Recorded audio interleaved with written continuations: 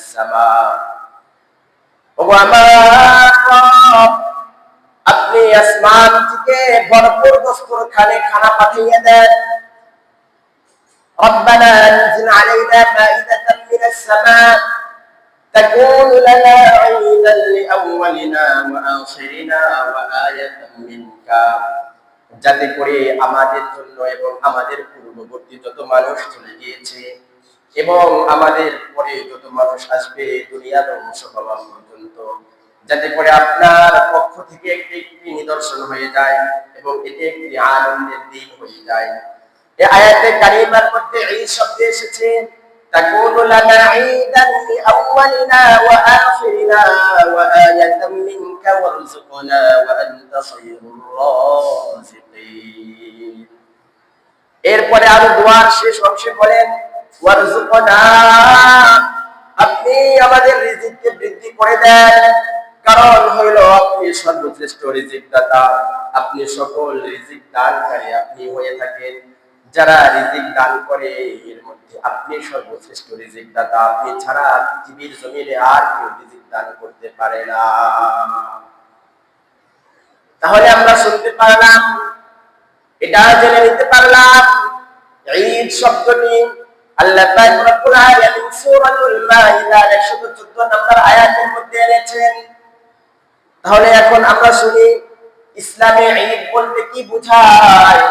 দ্বিতীয় নাম্বার আলোচনা আমি ভাগে ভাগে পাটে পাটে আলোচনা করব, খুব মনোযোগ দিয়ে খেয়াল করা লাগবে। দ্বিতীয় নাম্বার আলোচনা, ইসলামে ঈদ বলতে কি বোঝায়, এই ব্যাপারে আমি তিনটি বর্ণনা আপনাদের সামনে উপস্থাপন করব। এক নাম্বার বর্ণনা হইল হযরত আবু দাউদ রাহিমাহুল্লাহ তাআলা আনহু তার স্বীয় গ্রন্থ সুনান আবি দাউদের মধ্যে 1134 নম্বর হাদিসের মধ্যে এনেছেন, عن انس بن مالك رضي الله تعالى عنه قال قدم رسول الله صلى الله عليه وسلم المدينة। হযরত আনাস ইবনে মালিক রাদিয়াল্লাহু তাআলা আনহু থেকে বর্ণিত, তিনি বলেন আল্লাহর রাসূল সাল্লাল্লাহু আলাইহি ওয়াসাল্লাম একদিন মদিনায় আগমন করলেন। মদিনায় আগমন করার পর সেখানে গিয়ে দেখতে পেলেন ওয়ালাহুম ইয়াওমান ইয়ালআবুনা ফীহিমা, মদিনাবাসীরা সকলেই নির্দিষ্ট দুটি দিনে খেলাধুলা করছে, আনন্দ উল্লাস করছে, নানান ধরনের আনন্দ উল্লাস করছে। فقال رسول الله صلى الله عليه وسلم ما هذا اليومان, আল্লাহ রাসূল সাল্লাল্লাহু আলাইহি ওয়াসাল্লাম তাদেরকে জিজ্ঞাসা করলেন, এই নির্দিষ্ট দুটি দিন কিসের, কেন তোমরা খেলাধুলা করছো? রাসূল আরবি সাল্লাল্লাহু আলাইহি ওয়াসাল্লামের কথার কথাকে তারা বলল, ক্বালু নুরিদু আন নাকুলা মিনহা ওয়া তাতমাইন্না কুলুবুনা। তারা রাসূল আরবি সাল্লাল্লাহু আলাইহি ওয়াসাল্লামের কথার জবাবে বলল, আমরা আইয়ামে জাহিলিয়াতের যুগে এই নির্দিষ্ট দুটি দিনে খেলাধুলা করতাম। فقال رسول الله صلى الله عليه وسلم إن الله قد أذن لكم بهما خيرا منهما يوم الأضحى ويوم الفطر। রাসূল আরবি সাল্লাল্লাহু আলাইহি ওয়াসাল্লাম তাদেরকে বললেন, এরে সমস্ত উম্মত, তোমরা শুনে নাও, আমি রাসূল আরবি সাল্লাল্লাহু আলাইহি ওয়াসাল্লামের পক্ষ থেকে তোমরা এই ঘোষণা শুনে নাও, মহান আল্লাহ পাক রব্বুল আলামিন তোমাদের এই নির্দিষ্ট দুটি দিনের পরিবর্তে এর চাইতে উত্তম দুটি দিন নির্ধারণ করেছে।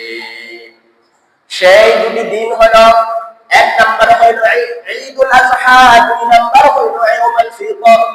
অর্থাৎ এক নাম্বার হলো ঈদুল আযহা কুরবানির ঈদ, দুই নাম্বার হলো ঈদুল ফিতর অর্থাৎ রোজার ঈদ। আমরা 30টা রোজা রাখার পর যে ঈদ পালন করি সেই ঈদকে বলা হয় ঈদুল ফিতর। এই হাদিসের মধ্যে আমরা এটা শুনলাম, বুঝতে পারলাম, জেনে নিতে পারলাম, হাদিসে পাকের মধ্যে ঈদ বলতে দুটি ঈদ বোঝানো হয়েছে। আল্লাহর রাসূল সাল্লাল্লাহু আলাইহি ওয়াসাল্লাম মদিনায় গিয়ে দেখলেন তারা নির্দিষ্ট দুটি দিনে খেলাধুলা করছে এবং তাদেরকে জিজ্ঞাসা করলেন, এই নির্দিষ্ট দুটি দিন কি কিসের জবাবে তারা বলল আমরা ইয়ামে জাহিলিয়াতের যুগে নির্দিষ্ট দুটি দিনে খেলাধুলা করতাম, এই জন্য আমরা আজকে খেলাধুলা করছি। তাদের কথার জবাবে রাসূল আরবি সাল্লাল্লাহু আলাইহি ওয়াসাল্লাম বললেন, তোমাদের জন্য আল্লাহ পাক রব্বুল আলামিন এই নির্দিষ্ট দুটি দিনের পরিবর্তে উত্তম দুটি দিন দিয়েছেন। সেই দুটি দিনের মধ্যে এক নাম্বার দিন হলো ঈদুল আযহা, দুই নাম্বার হলো ঈদুল ফিতর। আমরা প্রথম নাম্বার আলোচনা শুনলাম, প্রথম বর্ণনা শুনলাম। দ্বিতীয় নাম্বার বর্ণনা বুখারী শরীফের 963 নম্বর হাদিসের মধ্যে এনেছেন ইমাম বুখারী রাহিমাহুল্লাহু তাআলা আনহু, হযরত ইবনে ওমর রাদিয়াল্লাহু তাআলা আনহু থেকে বর্ণিত।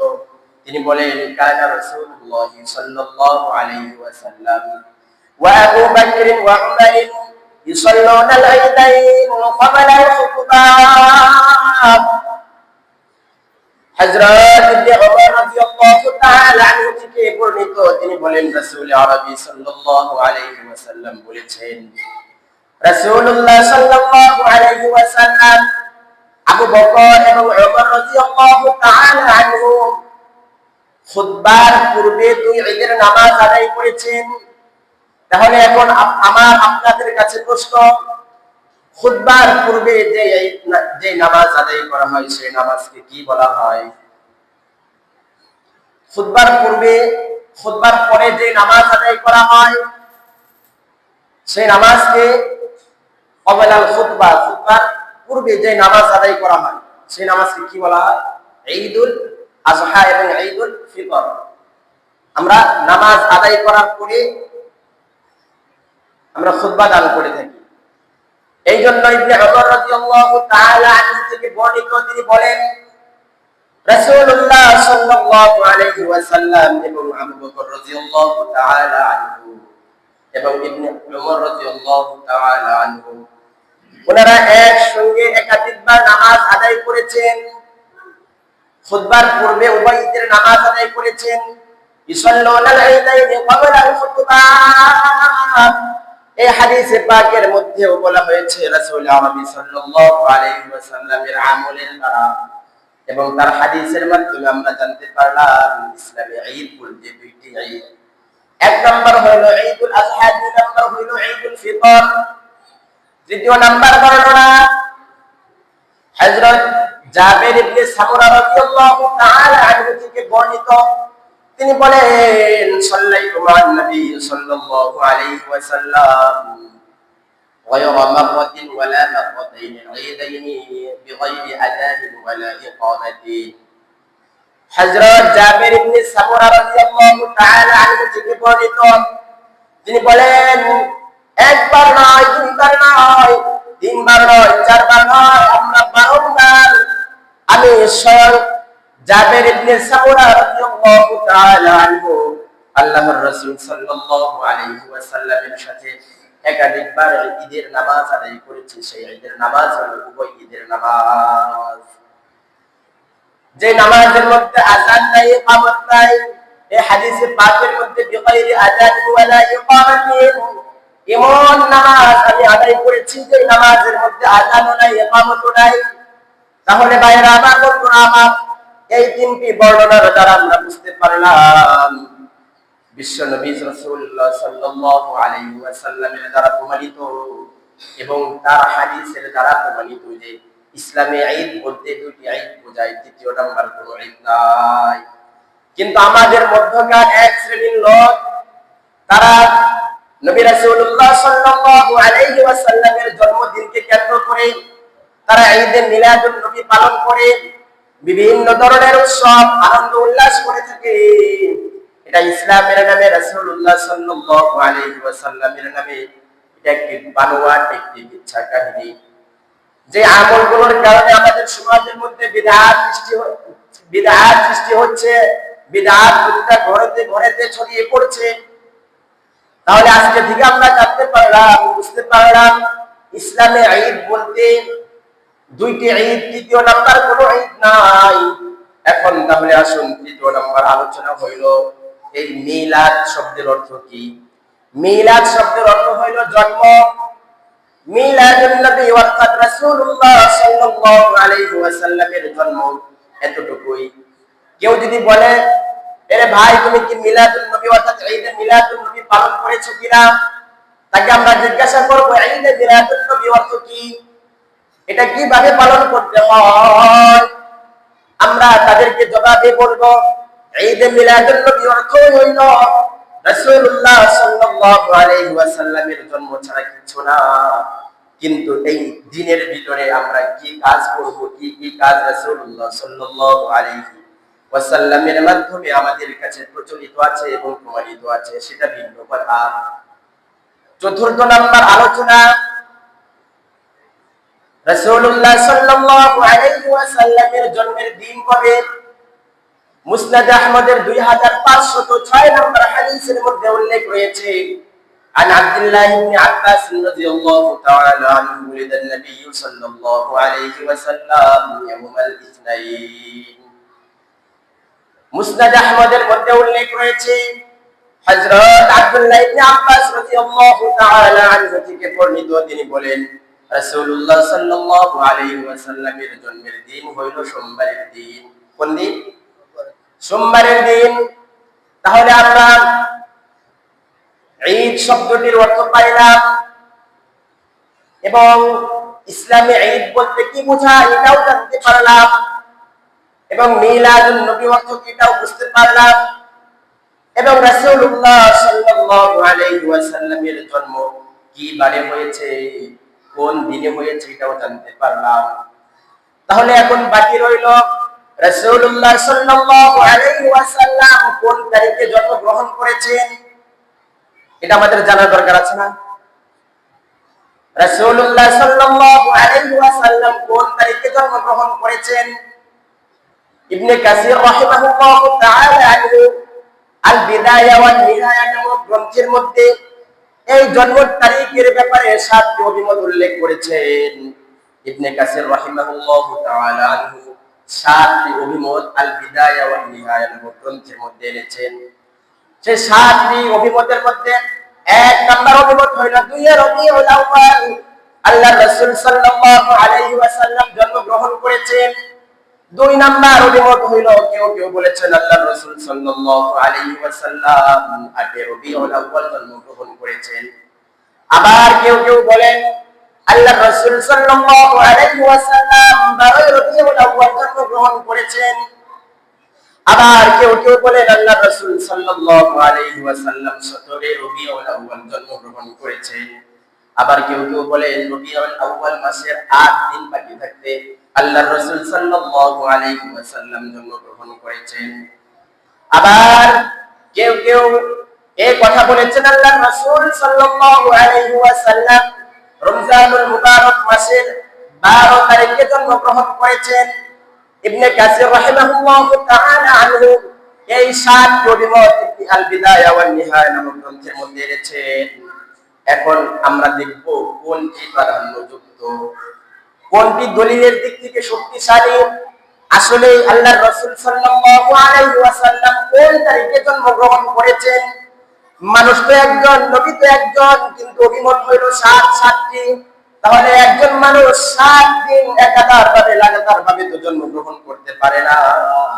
এইজন্য আমরা শুনবো কিভাবে ফয়সালা দিয়েছেন ইবনে কাসির রাহিমাহুল্লাহু তাআলা আনহু। ইবনে কাসির রাহিমাহুল্লাহু তাআলা আনহু আল বিদায়া ওয়ান নিহায়া নামক গ্রন্থের মধ্যে উল্লেখ করেছেন এই 7টি অভিমতের মধ্যে 4টি দলিলের দিক থেকে গ্রহণযোগ্যতা কম হওয়ার কারণে ইবনে কাসির রাহিমাহুল্লাহু তাআলা আনহু এই 4টিকে বাদ দিয়েছেন, যে এই 4টি একেবারেই না হওয়ার অভিমত রয়েছে। কারণ হইল দলিলের দিক থেকে দুর্বলতা একেবারেই নগণ্য, দলিলের দিক থেকে শক্তিশালী না। এই জন্য ইবনে কাসির রাহিমাহুল্লাহু তাআলা আনহু এই 4টি অভিমতকে বাদ দিয়েছেন। বাকি রইল 3টি অভিমত। 1 নম্বর হইল 2 তারিখের রবিউল আউয়ালের 2 তারিখে আল্লাহর রাসূল সাল্লাল্লাহু আলাইহি ওয়াসাল্লাম জন্মগ্রহণ করেছেন।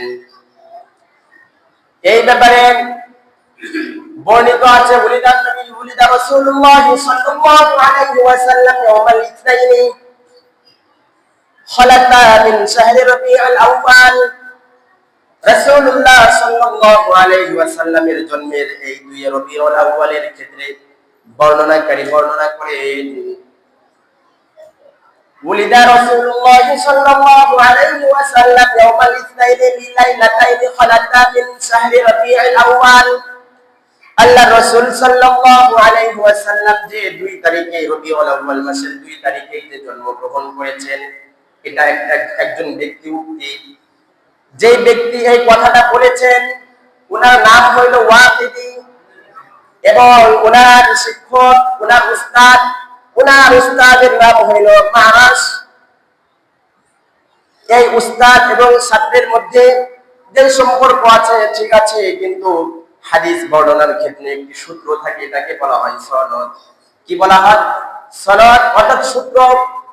যেমন ধরেন আমি বর্ণনা করলাম, আমার শিক্ষক হলো কেশিয়ার সাহেব হাফিজ ভাই, আমার শিক্ষক কেশিয়ার সাহেব হাফিজ ভাই, আমি ওনার থেকে হাদিসটি শুনেছি, এবং ওনার শিক্ষক হলো ওনার বয়সের দিক থেকে আরেকটু বেশি বয়স, উনি শুনেছেন, এটাকে বলা হয় সনদ। একের পর এক ধারাবাহিকভাবে প্রমাণিত হওয়া, এটা প্রমাণিত পরিধানযোগ্য হওয়া যে উনি থেকে উনি এই হাদিসটি বর্ণনা করেছেন, ওনার থেকে ওনার এই হাদিসটি বর্ণনা করেছেন, এরকম ভাবে লাগাতার আমার থেকে উনি, ওনার থেকে উনি, এরকম ভাবে যাইতে যাইতে তাবিঈন তাবিঈন এরকম ভাবে উচ্চ পর্যায়ে যাইতে যাইতে সাহাবায়ে কিরাম থেকে রাসূলুল্লাহ সাল্লাল্লাহু আলাইহি ওয়াসাল্লাম এই কথাটা এখন এই জন্য বললাম, এই দলিলের পরে সামনের দলিল আমাদের কাজে লাগবে। আমাদের এই হাদিস গ্রহণ করার ক্ষেত্রে কোনটা সহিহ কোনটা দুর্বল, কোন রাবী গ্রহণযোগ্য কোন রাবী পরিত্যাজ্য, এই ব্যাপারে ইবনে হাজার আসকালানী রাহিমাহুল্লাহু তাআলা আনহু বলেন, ইবনে হাজার আসকালানী রাহিমাহুল্লাহু তাআলা আনহু বলেন, এই ওয়াকিদি নামক রাবী, এই ওয়াকিদি নামক বর্ণনাকারী উনি হলো মাতরুক। মাসিয়াতি ইলমিহি, উনার প্রচুর পরিমাণে ইলম থাকার পরও উনি মাতরুক, হাদিস গ্রহণযোগ্য না ওনার থেকে। উনি যে হাদিসটি বর্ণনা করবেন তার দলিল হিসেবে ওই হাদিসটি গ্রহণ করা যাবে না, কারণ উনি এই হাদিস বর্ণনার ক্ষেত্রে একটার জায়গা আরেকটায় লাগিয়ে ফেলে, কোনটার জায়গা কোনটা লাগিয়ে ফেলে, এটা উনি ঠিক রাখতে পারে না। এই জন্য ইবনে হাজার আসকালানী রাহিমাহুল্লাহু তাআলা বলেন ওনার থেকে হাদিস গ্রহণযোগ্য না। তাহলে আমরা ধরে নিতে পারলাম, এটা শুনতে পারলাম, বুঝতে পারলাম, এটা জানতে পারলাম যে এই ওয়াকিদি নামক ব্যক্তি থেকে যে রাবী ওনার যে বর্ণনা, বুলিদা রাসূলুল্লাহ সাল্লাল্লাহু আলাইহি ওয়াসাল্লাম ইয়াউমাল ইসনাইনি লিলাইলাতাইনি খালাতা মিন শাহরি রাবিউল আউয়াল, অর্থাৎ রবিউল আউয়াল মাসের 2 তারিখে আল্লাহর রাসূল সাল্লাল্লাহু আলাইহি ওয়াসাল্লাম জন্মগ্রহণ করেছেন, এই দলিলটা গ্রহণযোগ্য না। কি কারণে? ইবনে হাজার আসকালানী রাহিমাহুল্লাহু তাআলা আনহু বলেছেন উনি মাতরুক, ওনার থেকে হাদিস গ্রহণযোগ্য না, এই জন্য এই দলিলটি দুর্বল। তাহলে থেকে গেল 8 এবং 12 নাম্বার দলিল। এই 8 নাম্বার দলিলের ক্ষেত্রে বর্ণনা করা হয়েছে, ইমাম মাগাজি ইবনে ইসহাক রাহিমাহুল্লাহু তাআলা আনহু বর্ণনা করেন যে আল্লাহর রাসূল সাল্লাল্লাহু আলাইহি ওয়াসাল্লাম জন্মগ্রহণ করেছেন হস্তি বাহিনী সংগঠিত হওয়ার 50 দিন পূর্বে। কয়দিন? 50 দিন পূর্বে। এই জায়গা থেকে আমরা একটি লঘু পেলাম, এই জায়গা থেকে আমরা একটি ইঙ্গিত পাইলাম আল্লাহর রাসূল সাল্লাল্লাহু আলাইহি ওয়াসাল্লাম ঠিক কবে জন্মগ্রহণ করেছেন, কোন তারিখে জন্মগ্রহণ করেছেন। কারণ হইল হস্তি বাহিনী সংগঠিত হয়েছে, এটা সকলের কাছে প্রমাণিত। হস্তি বাহিনী যেই বছর সংগঠিত হয়েছে ওই বছরেই 50 দিন পূর্বে আল্লাহর রাসূল সাল্লাল্লাহু আলাইহি ওয়াসাল্লাম জন্মগ্রহণ করেন। এবার আসুন, অন্য এক জায়গায় বর্ণিত আছে আল্লাহর রাসূল সাল্লাল্লাহু আলাইহি ওয়াসাল্লাম মুহররম মাসের 13 দিন বাকি থাকতে জন্মগ্রহণ করেন। তাহলে আমরা মুহররম মাসের 13 দিন রেখে দিলাম, মুহররম মাসের পরে মুহররম সফর মাসের 29 দিন আমরা রেখে দিলাম। তাহলে 29 দিন এবং 13 দিন সর্বমোট হইল 42 দিন। এই সফর মাসের পরের মাস হলো রবিউল আউয়াল। রবিউল আউয়াল মাসের আমরা যদি 8 দিন ধরে নিই তাহলে আমরা হিসেবে 50 দিন পেয়ে গেলাম। তাহলে আমরা এটা বুঝতে পারলাম ইমামুল মাগাজি ইবনে ইসহাক রাহিমাহুল্লাহু তাআলা আনহু যে কথাটা বলেছেন রাসূলুল্লাহ সাল্লাল্লাহু আলাইহি ওয়াসাল্লাম রবিউল আউয়াল মাসের 8 তারিখে জন্মগ্রহণ করেছেন। তাহলে আমরা এই দলিলটাকে আমরা গ্রহণযোগ্য মনে করব, কারণ মুহাক্কিক আলেম, বিদগ্ধ আলেম, প্রসিদ্ধ আলেম এবং বিচক্ষণ আলেমদের নিকটে এই আয়াতে রবিউল আউয়াল আল্লাহর রাসূল সাল্লাল্লাহু আলাইহি ওয়াসাল্লাম যে জন্মগ্রহণ করেছেন এটা ওনাদের কাছে সুপ্রসিদ্ধ, ওনাদের কাছে বিশুদ্ধ। কিন্তু আমরা আমাদের সমাজে যে জিনিসটা প্রচলিত আছে, প্রসিদ্ধি লাভ করেছে, একটা হলো সুপরিচিত, একটা হলো বিশুদ্ধ। মুহাক্কিক, বিদগ্ধ, বিচক্ষণ আলেমদের কাছে ৮ রবিউল আউয়াল আল্লাহর রাসূল সাল্লাল্লাহু আলাইহি ওয়াসাল্লাম জন্মগ্রহণ করেছেন, এটা আলেমদের কাছে বিশুদ্ধ অভিমত। কারণ কি আমরা পাইলাম বুঝতে পাইনি সংগঠিত হওয়ার 50 দিন পূর্বে আল্লাহর রাসূল সাল্লাল্লাহু আলাইহি ওয়াসাল্লাম জন্মগ্রহণ করেছেন মুহররম মাসের 13 দিন এবং সফর মাসের 29 দিন, সর্বমোট হলো 42 দিন। সফর মাসের পরে রবিউল আউয়াল মাস, এই রবিউল আউয়াল মাসের 8 দিন নিলেন, সর্বমোট হিসাব করে আমরা পেলাম 50 দিন। অর্থাৎ সে তার কথা ইমামুল মাগাজি রাহিমাহুল্লাহু তাআলা আনহুর কথা যে সুস্তি বাহিনী সংগঠিত হওয়ার 50 দিন পূর্বে জন্মগ্রহণ করেছেন। এই জন্য আলেমরা এই 8 রবিউল আউয়ালকে গ্রহণযোগ্য অভিমত হিসেবে উল্লেখ করেছেন। তাহলে আসল 12 রবিউল আউয়াল আল্লাহর রাসূল সাল্লাল্লাহু আলাইহি ওয়াসাল্লাম যে জন্মগ্রহণ করেছেন, যাদের এই অভিমত, তাদের দলিলটা কি পরিমাণ সহিহ এবং কি পরিমাণ যায়িফ, দুর্বল, এটা আমরা জেনে নেই। ولد رسول الله صلى الله عليه وسلم يوم الاثنين الثاني عشر من شهر ربيع الأول। কারো কারো মতে যে আল্লাহর রাসূল সাল্লাল্লাহু আলাইহি ওয়াসাল্লাম রবিউল আউয়াল মাসের 12 তারিখে জন্মগ্রহণ করেছেন। যেই ব্যক্তি এই কথাটা বলেছেন, এই উক্তিটা পেশ করেছেন, ওনার নাম হইল আফফান। কি নাম? ওনার নাম হইল আফফান।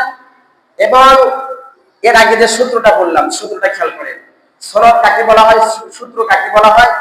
আমার থেকে একজন হাদিস গ্রহণ করেছে, তার থেকে আরেকজন হাদিস গ্রহণ করেছে, এটাকে বলা হয় কি? সূত্র। হাদিসের পরিভাষায় বলা হয় সনদ। এই আফফান নামক ছাত্র, উনি যার থেকে হাদিস সংগ্রহ করেছেন, ওনার নাম হলো সাঈদ। কিন্তু এখানে সব ঠিক আছে, এই সাঈদের থেকে হাদিস সংগ্রহ করা গ্রহণযোগ্য। আফফানও বিশুদ্ধ ব্যক্তি। আফফান নামক ব্যক্তি যে রাবী, ওনার থেকে হাদিস কেউ যদি গ্রহণ করে নেয়, এটাও সহিহ আছে, শুদ্ধ হয়ে যাবে। কিন্তু সমস্যাটা হলো অন্য জায়গায়, অন্য জায়গায় সমস্যা। এই সাঈদ এর জন্ম, এর মৃত্যু হইল 110 হিজরিতে, এবং এই আফফান যে কিনা ছাত্র, অর্থাৎ সাঈদ নামক উস্তাদ থেকে যেই আফফান হাদিস সংগ্রহ করেছে, ওনার জন্ম হইল 134 হিজরিতে। তাহলে এখানে শিক্ষক মৃত্যুবরণ করেছেন 110 হিজরিতে এবং ছাত্র জন্মগ্রহণ করেছেন 134 হিজরিতে। এই আফফান নামক ব্যক্তি, আফফান নামক রাবী, উনি যে এই মতামতটি উল্লেখ করেছেন এবং যার থেকে হাদিসটি সংগ্রহ করেছেন, এই অভিমতটি উল্লেখ করেছেন, ছাত্র এবং শিক্ষকের মধ্যে মতভেদ হলো 24 বছরের ব্যবধান। তাহলে আমরা এটা বুঝতে পারলাম, যেহেতু ছাত্র এবং শিক্ষকের সাথে দেখাই হয় নাই, তাহলে এই অভিমতটিও আমরা বানচাল করে দিলাম। এই অভিমতটির কোনো ভ্যালু নাই, কারণ শিক্ষকের সাথে ছাত্রের কোনো দেখার সাক্ষাৎ নাই। আমরা জানতে পারলাম কিভাবে? জন্ম এবং মৃত্যু দ্বারা।